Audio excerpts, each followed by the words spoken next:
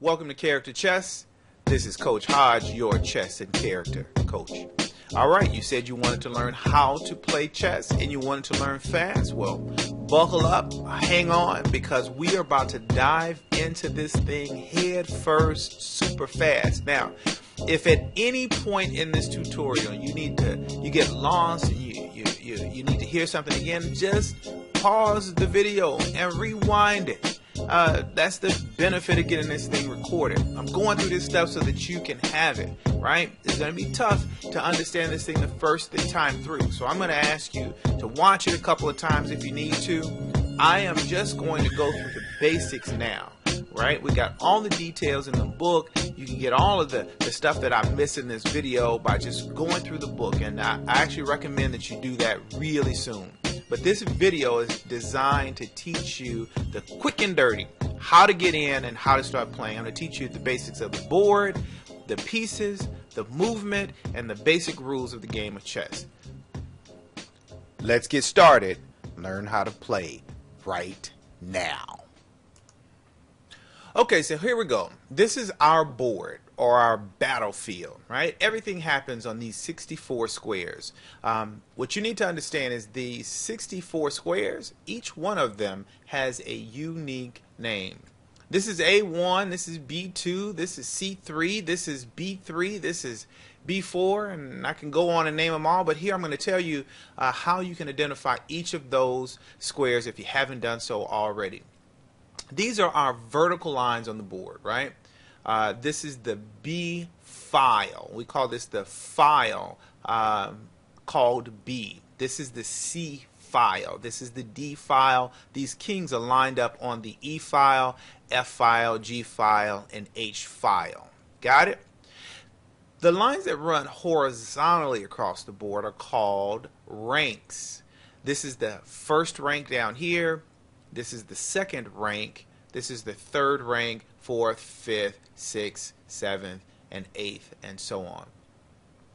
Where the file and the rank intersect, so the file line and the rank intersect, that's the square that we give two names. The first name is a letter name of the file, C, and the second name is the number of the rank, 2. So this would be square, you got it, C2.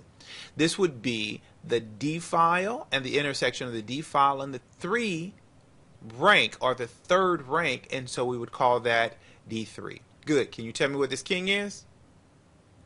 Absolutely. E1. What about the dark king? E8. That's right, because it's the intersection of the E file and the D, the 8th rank. Got it. Good. So that's how we know the squares on the board. That's going to be more important as we go through our conversation. So we're going to practice identifying those squares by using what we call algebraic notation. Got it? Good. Okay, now let's move to the pieces. The most important piece on the board that you need to know about is the king. The whole entire game is about the king. Okay?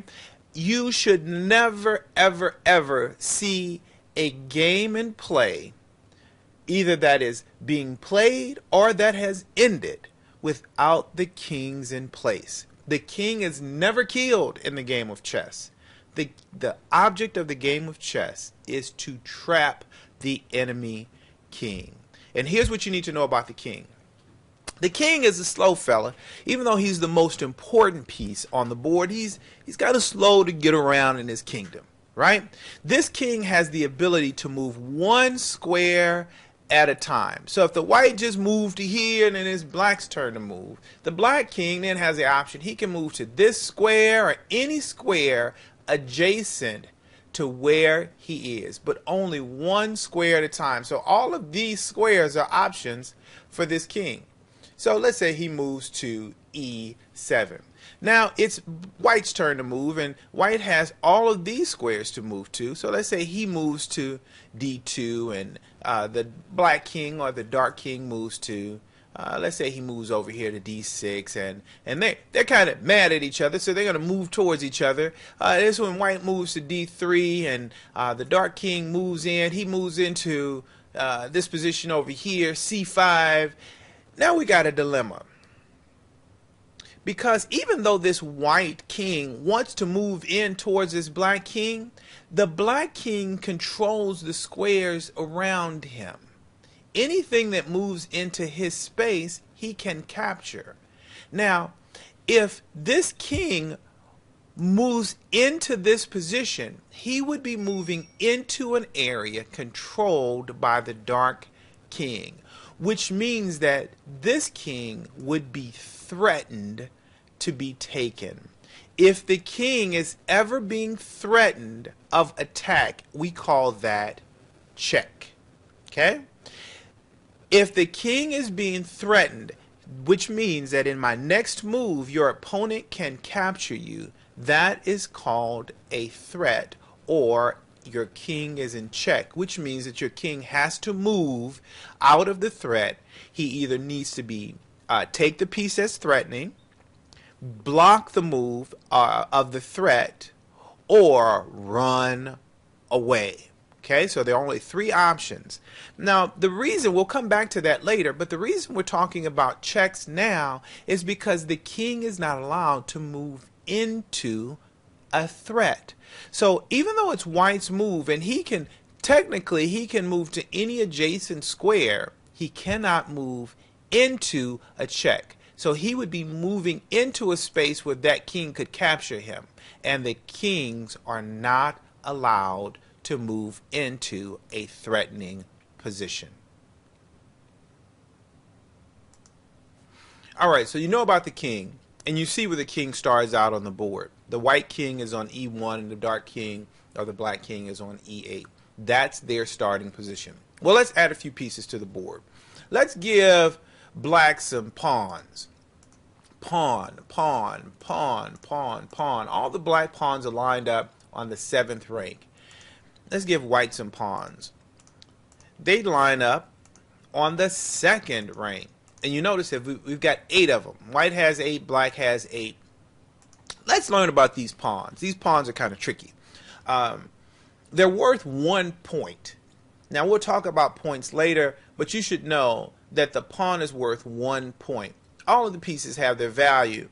The king has infinite value. We can't really put a point value on him because he's like that most important dude. But these pawns, they're worth 1 point. Let me tell you how they move. The white pawn moves forward in black's direction. The black pawn moves forward in white's direction. And really, this white pawn, his whole goal in life is to get back here to the 8th rank. I mean, that's his goal. He's a forward thinker. He doesn't move back. He doesn't like a lateral move, so he's never going to go back to here. He's never going to go sideways. Why? Because this guy is forward thinking, right? He only wants to move forward in life. And black is the same way, man. This guy, he's like, man, my whole goal in life, I was born to do this. I got to get back here to the 1st rank. That is everything that I want to do. So he's never going to go back. He's never going to go sideways. He's only going to go forward in life. Now, when these dudes come head to head, man, they're arguing. They're both short dudes, so nobody ever wins, you know, because they're just short. Anyway, they can't overcome each other because they're the same size. But there is a situation that a pawn loves to encounter. He would love to see this other guy kind of approach from the side because, man, a pawn can take or capture diagonally. He can take anything that is diagonal from him, right?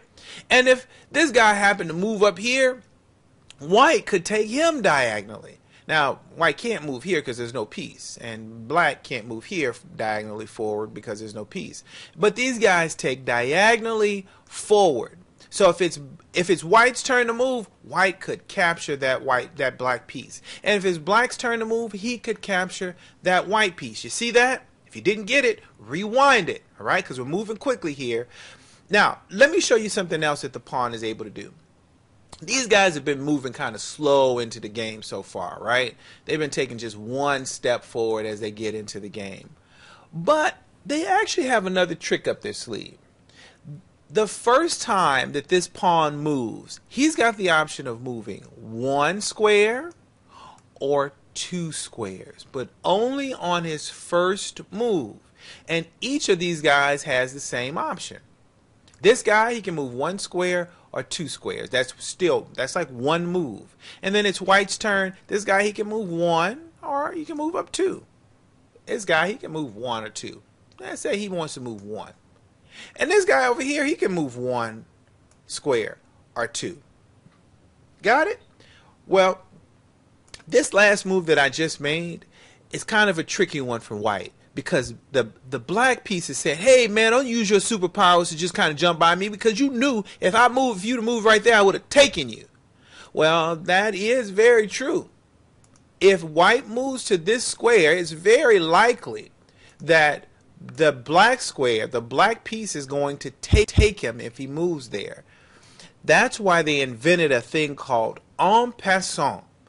If white uses his superpowers to avoid being taken by this piece, if he had only moved one square, black can move as if the white had moved only one piece. He could take him en passant, which means in passing.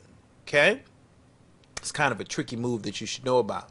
But it's called en passant. If white moves two squares to avoid being taken by an opposing piece, if he had only moved one piece, the black piece can capture him as if he only moved one square. And that's called capturing en passant. Okay? Now let's hear a few more things about the pawn. So these guys they're racing, man. They're trying to get back because their only goal in life is to make it to that back rank. Now, if this guy makes it all the way down here, and now it's his turn to move, and he moves into this position, he's what we call a passed pawn. It means that he used to be a pawn. Now, he's on the great come up. He has just made it to the back rank of his enemy, and instantly he is promoted. Now, he is promoted to any piece that he wants. He can become a knight. He could become a bishop. He could become a rook. Or he could become the great and powerful queen. Now, he can't become a king. And there's really no reason that he would ever become a pawn. And I don't even think that that's possible.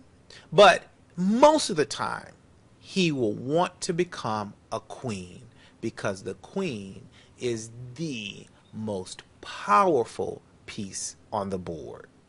King is most important. Queen is most powerful. Okay? That's all you need to know about the pawn for now. Okay, so